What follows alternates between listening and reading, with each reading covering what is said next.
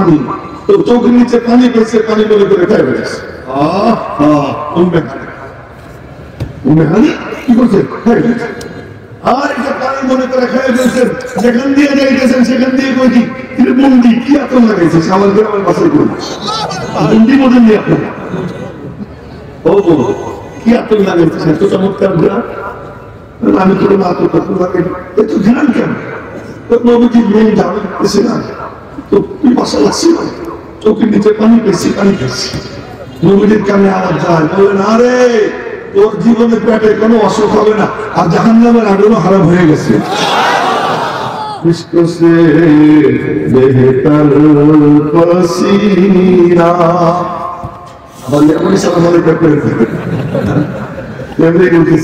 আমার কাছে এটা খুব ভালো লাগে।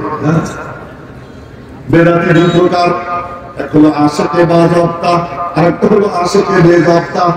দেওবন্দি আলেমরা আশিকে বাযাবতা মনে রাখো, নিয়ম নীতি মেনে প্রেম নিবেদন করে, নিয়ম নীতি মেনে প্রেম নিবেদন করে, আর ওরা নিয়ম ছাড়া প্রেম নিবেদন করে, নিয়মের কোনো ধার ধারে না। কিন্তু কলবের মধ্যে যার খাবাসা, ওইটা কিন্তু পিছনে নামাজ হবে না। আর কলবের মধ্যে যার খাবাসা নাই, যেমন তার প্রমাণ একজনের নাম বলি আমি, মরনা আমি বলছিলাম রহমাতুল্লাহ আলাইহি, তিনি কিয়াম করতেন, কিন্তু ওলামায়ে দেওবন্দ তাকে শ্রদ্ধা করত, বড় বড় মাদ্রাসা থেকে দাওয়াত দিত। তালবা সাহেব মুসলিমের খতিব ছিলেন, কিয়ামও করতেন। আবার আমিও দিকে তারা দাওয়াত দিছি, আমিই দেবো কেন?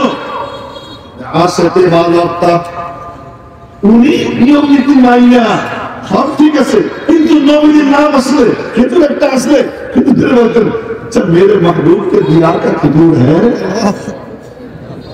मेरे महबूब के दियार का खजूर है, আমার মাহবুবের বাড়ির খেজুর। এই দেখে কতক্ষণ দেখতে দেখতে খুব দিয়ে পানি করছে। এই প্রেম যার মধ্যে আছে, ও বন্ধু রহমতুল্লাহ আলাইহি একজন দিচ্ছেন খেজুর, कहाँ का खजूर है, কোন জায়গার খেজুর? মমতা খেজুর, मेरे महबूब के दियार का खजूर है। বইলা খেজুর খাইছে, খাইয়া পরে পান খাইতেন না, কিন্তু ওই আটিতে এইটা টুকরা টুকরা করছেন, বলছেন পান আনো, পান আনছে। এই খেজুরের আটি দিয়ে পান খাইছে, আমার মাহবুবের দিয়ে খেজুরের আটি কোথাও ফেলবো না, খেয়ে করবো ভিতরে। এক টুকরা মাটি হাতে নিয়ে একজনকে বলতেছে নিকাল যাও, দিয়ে ফেলাম। খুশিদ আহমদ গনি বলতেছে কিরা ফেলাম, মাটি গুলবো, খালে ये काहे की मिट्टी है, तुझे पता है कौन जगह माटी जानिस, कौन जगह माटी? तो मदीने की मिट्टी है, इस मिट्टी में मेरे महबूब खुले हुए हैं। মদিনার মাটি যেখানে নবীজি শুয়ে আছে। আমাদের ওলামায়ে দেওবন্দ আসে। তো দেখ যে কথা বলতেছিলাম, এক নম্বর পছন্দ আপনার, দুই নম্বর পছন্দ কি? নবীজি বলেন দুই নম্বর পছন্দ আমার ভালো খাবার, খাবারের রুচি ছিল। হ্যাঁ, আমাদের সভাপতি সাহেব দেখি মাসাল্লাহ খুব রুচি নিয়ে, যারা রুচি নিয়ে খায় তাদেরকে যদি আমরা হিংসা খাই, আমি কত খাইতে পারি না, দেখি খাবারের সময় খুব রুচি, কিন্তু মনে দিয়ে করি বসে বেশ ভালো রুচি নিয়ে খাই। রুচি নিয়ে খাওয়াটা সুন্দর, নবীজি খাইতে খুব মজা নিয়ে খাই, কিন্তু ইচ্ছে করে খান না। খাবারের খুব রুচি ছিল, কিন্তু ইচ্ছে করে খান নাই, বলছেন যে আল্লাহ না খাবো না, খাবো না, না খেয়ে খাবো। ইচ্ছে করে না খেয়ে থাকার সিদ্ধান্ত নিয়েছে, আল্লাহ পাক বলছেন দিয়ে দেয়, যা দরকারটাই দিয়ে। ঈসা আলাইহিস সালামকে আনজিল আলাইনা মাইদাতাম মিনাস সামা, আসমান থেকে দস্তরখান পড়াও। মুসা আলাইহিস সালাম বলেন আনজিল আলাইনা মান্না ওয়াস সালওয়া, মান্না সালওয়া দাও, আল্লাহ দিয়ে দেয়। নবীজি যদি বলতেন আল্লাহ জান্নাতের খাবার পাঠাও, একবারও বলেন নাই, জান্নাতের খাবার দিয়ে দিয়েছেন সামনে না।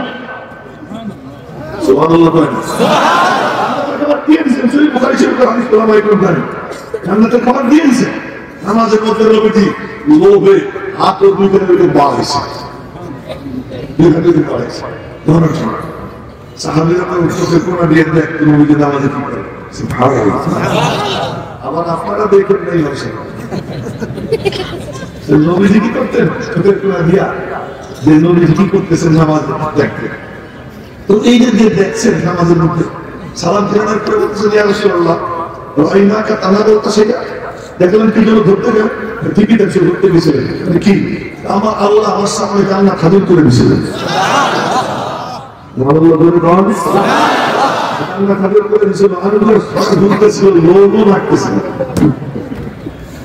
লোভ। আবার অনেকে কয় জান্নাত দোজখ সে ইয়া রব क्या करो, जन्नतो दोज़ख से यारब क्या करो, आरज़ू है मैं तुझे देखा करो।